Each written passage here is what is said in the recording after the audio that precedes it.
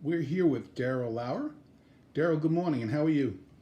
I'm fine. How are you, Dan? And I'm doing all right. And if you can, tell the world who might not know who you are, and your position with the Falcons, and when you started. And we're going to ask you some questions about hockey in Fresno and the history. And if you could share some stories, that'll be great. No So, problem. so yeah. So this is for hockey people. So let it fly. And first, where are you from originally?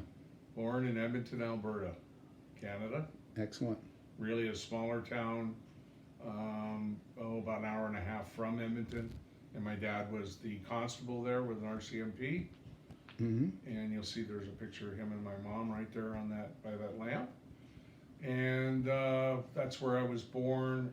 We moved to the States at a very young age, my sister and I. And, going through junior hockey and stuff. I went to a Seals game, the old Western Hockey League, and I got the bug. And I bugged my mom I wanted to play. What year Anyway. might that have been?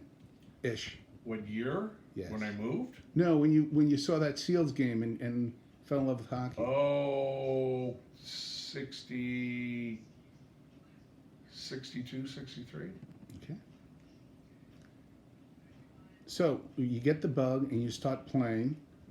And Right. Walk us through all of that. Okay, I started playing in San Francisco at a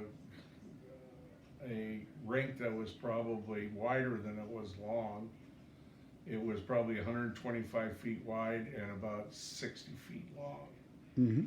No boards, no nothing. So what was it about hockey? Because, there's baseball, and you have the Giants were there, and you had the 49ers with football, and Totally the speed, Dan. The speed of the game and how serious these guys were. These were real pros, huh? But they couldn't get into the NHL because of the 6 teams. maybe for those who are not hockey historians or follow hockey, explain to them how there were only 6 teams and everything else. Well, that went on for quite a while, during the war and the whole 9 yards.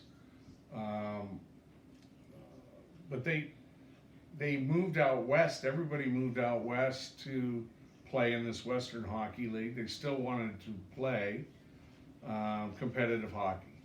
So eventually, what happened is while we were watching it, we grew up. We were playing. We played in between periods at the Cow Palace.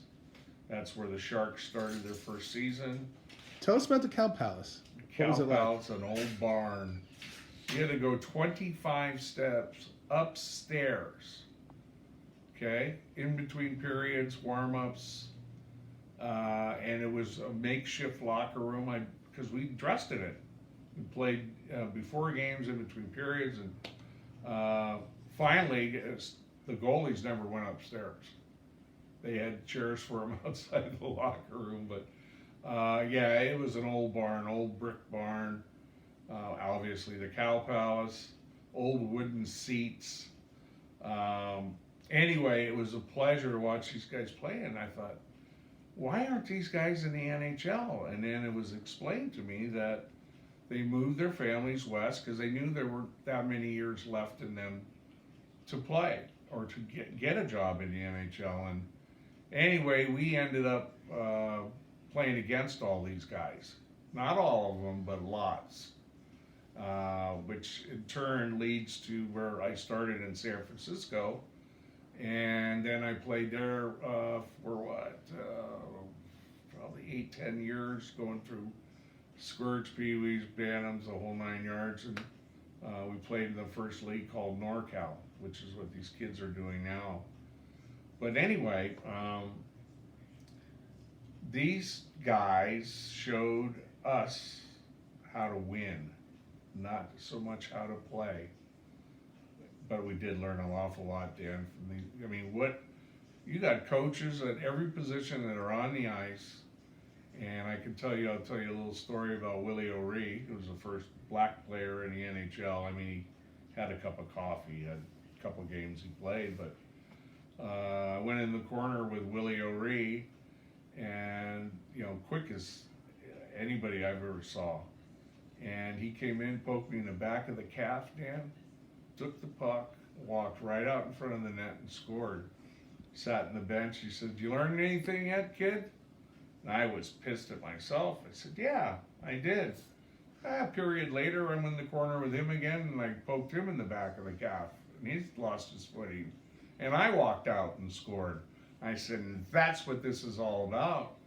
But God, I could go on, Dan, of the NHL players that played in Fresno. Rick Chartres, who was with the Montreal Canadiens that year that Gretzky, his last chance at a cup. He had a lot of time with the LA Kings too, correct? I was just going to get to that. Yeah, he Yeah. played with the Cats where he finished up, and ended up being a good friend of mine and a business partner to build rinks. Another story, another day. A guy named Rick Sirois, who was a goalie backup to Mike Lee in St. Louis, and then the Gulls came, the World Hockey League, and there were probably 10, 15 players from our league that got tryouts, me included. And then they played, well, obviously, you know, they played a few years and then folded. But the San Diego team put a team in our league because they would never play unless they could win. They had 6 NHL players. Wow. And they were laughing at us, you know, like, who do these kids think they are? Well, you know what? These kids thought we could beat them, and we did. They beat us up a lot, huh? Anybody wanted to get to us in the early days, it was through physical. We couldn't. It's like fighting your dad, Dad. It really is. You want a lesson, kid? You better pick those gloves up. Anyway, they won the first year they were in with those 6 guys, and they should have. We only beat them twice out of 6. And then the next year we came back on, and we beat them, and we beat them, and we beat. Oh, now they're pissed off. Oh. So they wanted to fight. Well, we grew up and we learned how to fight on our own within leagues and stuff, and we did quite well.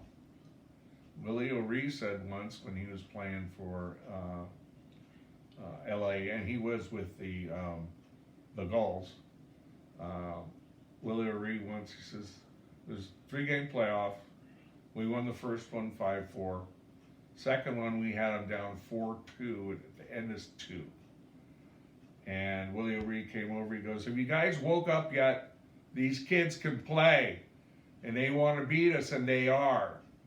Well, good. Saturday night they came back. Like I said, we had them by 2 or 3 goals. They tied it up, and they won in the last minute and a half. We took a stupid penalty, and they won.